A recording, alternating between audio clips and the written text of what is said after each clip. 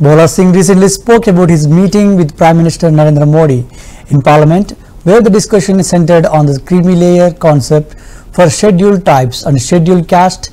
Singh highlighted the importance of reviewing and potentially revising the criteria used to identify the creamy layer within these communities. The objective is to ensure that reservation benefits are equitably distributed and that the most disadvantaged individuals receive the support they need. Singh's comments reflect a broader discussion with the BJP on how to address issues related to social justice and reservation policies. माननीय प्रधानमंत्री जी से सभी हमारे SC और ST समुदाय के माननीय सांसद लोकसभा राज्यसभा के ने मुलाकात की है। माननीय प्रधानमंत्री जी को एक मेमोरेंडम दिया है।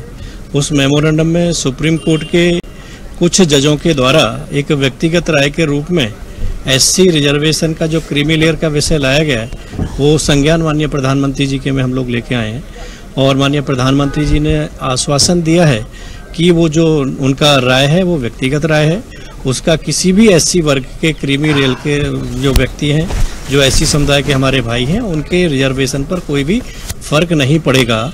जो रिजर्वेशन उनका है वो एज इट एज ही रहेगा। जो विपक्ष के लोग इस विषय को राजनीतिक रूप देते हुए लोगों को गुमराह करने की बात कर रहे हैं वो बिल्कुल निराधार है।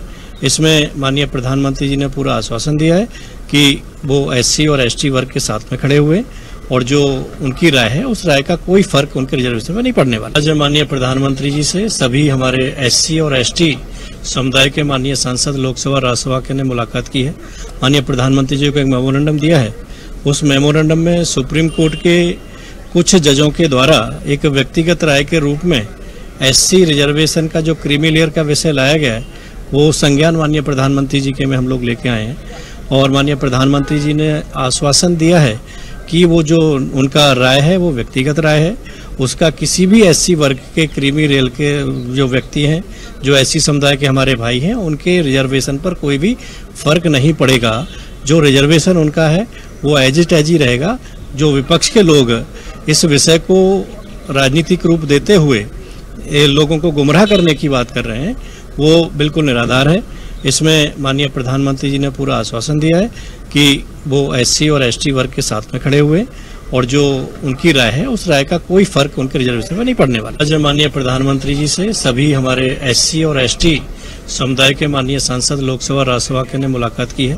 माननीय प्रधान Health court separately in Telangana state. However, the government has constituted a cabinet subcommittee to make necessary recommendations for the selection of eligible candidates. Civil Supplies Minister Uttam Kumar Reddy will act as the chairman of this subcommittee.